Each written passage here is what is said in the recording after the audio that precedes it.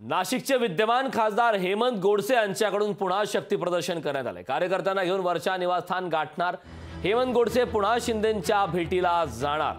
थोड्याच वेळात विल्लोळीमधून गाड्यांचा ताफा निघणार आहे।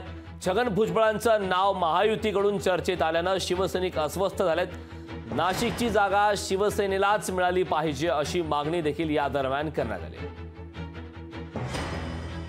नाशिकमधून महायुतीकडून छगन भुजबळांचं नाव चर्चेत आल्यानं शिवसैनिक अस्वस्थ झालेत। नाशिकची जागा शिवसेनेलाच मिळाली पाहिजे अशी कार्यकर्त्यांची मागणी आहे। हेमंत गोडसे आज पुन्हा मुख्यमंत्री शिंदेंची भेट घेणार आहेत। याविषयी शिवसैनिकांशी संवाद साधला आमचे प्रतिनिधी महेश महाले।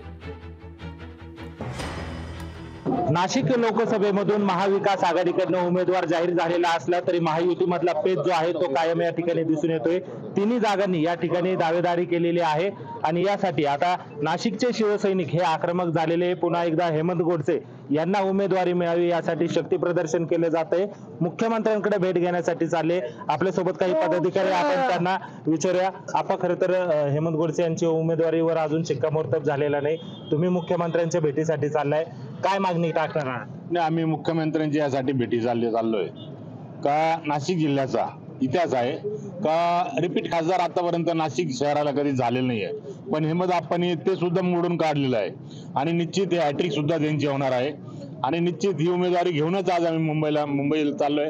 उमेदवारी घेऊनच आम्ही परत येणार। आम्हाला आमच्या लाडक्या मुख्यमंत्र्यांना विश्वास आहे, कार्यकर्त्यांना न्याय देणारा नेता हा आम्ही एकनाथ शिंदे साहेबांच्याकडे बघतो। अशी जर उमेदवारी दुसऱ्याच्या घशात घालणार असेल तर आम्हाला मुख्यमंत्री महोदयांना विनंती करावी लागेल का ही उमेदवारी आपल्या नाशिककरांसाठी दिली पाहिजे। पारंपरिक दृष्ट्या शिवसेनेची जागा आहे। जसं एखाद्या रस्त्याला टोल आडवा येतो तसा हा नेहमीच आडवा येत गेलाय मराठी समाजाला।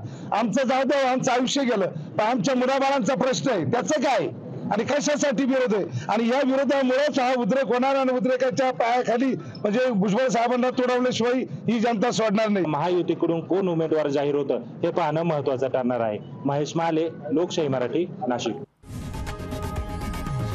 लोकशाही मराठी ऐका, पहा, जागरूक रहा।